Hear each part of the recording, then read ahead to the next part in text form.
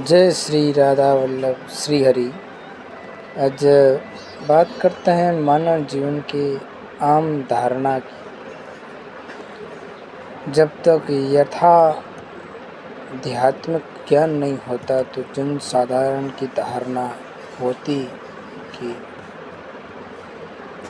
बड़ा होकर पढ़ लिख कर अपने निर्वाह की खोज करके विवाह कराकर परिवार पोषण करेंगे, बच्चों को उच्च शिक्षा तक पढ़ाएंगे, फिर उनके रोजगार मिल जाए, उनका विवाह करेंगे, परमात्मा संतान को संतान दे, फिर हमारा कर्तव्य पूरा हुआ। कई बार गांव या गवाड़ पड़ोसी गांव में वृद्ध इकट्ठे होते हैं तो आपस में कुशल मंगल जानते हुए तो एक ने कहा कि परमात्मा की कृपा से दो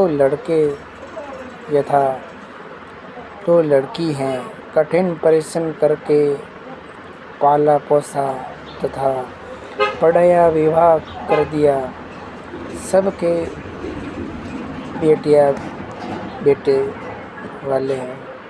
मेरे कार्य पूरा हुआ, 75 वर्ष के हो गए और अब बेशक मौत हो जाए तो मेरा जीवन सफल हुआ। वंश बेल चल पड़ी, संसार में नाम रहेगा। विवेचन उपरोक्त प्रसंग में जो भी प्राप्त हुआ वह पूर्व निर्धारित संस्कार ही प्राप्त हुए, नए कुछ नहीं मिला। एक व्यक्ति का विवाह हुआ, संतान रूप में बेटी हुई, मानव समाज की धारणा रही कि पुत्र नहीं हुआ है तो उसका वंश नहीं चल सकता, परंतु आध्यात्मिक ज्ञान की दृष्टि से पुत्र या पुत्री में कोई अंतर नहीं होता, नहीं माना जाता। आशा लगी कि दूसरा भी पुत्र होगा, दूसरी भी लड़की हुई, फिर आशा लगी परमात्मा तीसरा भी पुत्र है, परंतु तीसरी भी लड़की हुई।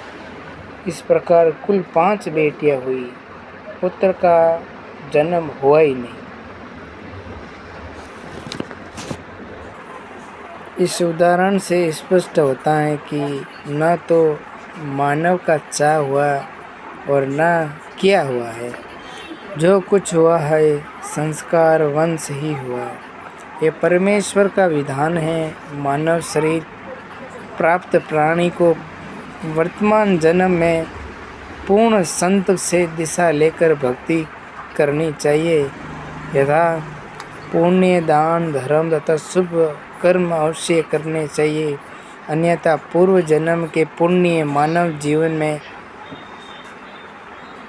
खर्च कर खाली होकर परमात्मा के दरबार में जाएगा, फिर पशु आदि के जीवन में भोगने पड़ेंगे।